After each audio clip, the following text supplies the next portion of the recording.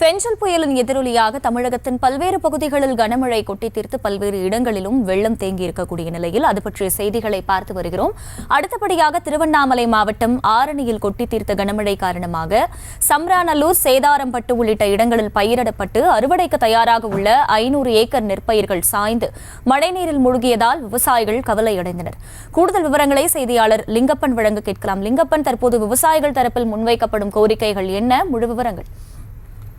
வணக்கம் மகிழா.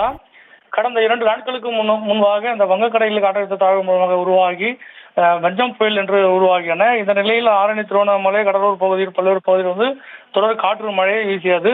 இதனால் திருவண்ணாமலை மாவட்டம் ஆரணி அருகே மற்றும் ஆரணி சுற்றியுள்ள பல்வேறு பகுதிகளில் தொடர் மழை நீடித்தது. இந்த நிலையில் சம்பராநல்லூர் பகுதி மற்றும் சேதாரம்பட்டு, நடுக்குப்பம், காமப்பூர் உள்ளிட்ட பல்வேறு கிராம பகுதிகளில் விவசாயிகள் கடந்த 3 மாதத்திற்கு முன்பாக நெல் பயிர் நடவு செய்தனர். இது தற்போது அறுவடைக்கு தயாராக வரும் நிலையில் கடந்த இன்னும் சில 2 நாட்கள் 3 நாட்களே உள்ள நிலையில் அறுவடைக்கு தயாரான நிலையில் இந்த தொடர் மழையால் இந்த கதிர்கள் நெல்மணியை தாங்க முடியாமல் தரையோடு தரையாக படுத்து இந்த நெல்மணிகள் மீண்டும் முளைக்க தொடங்கின. இதனால் விவசாயிகள் கடும் வேதனை அடைந்துள்ளனர்.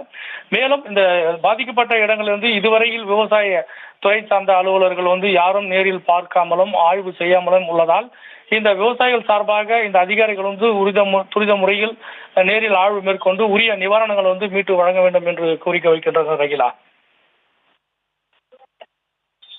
முழு விவரங்களை வழங்கியமைக்கு நன்றி லிங்கப்பன்.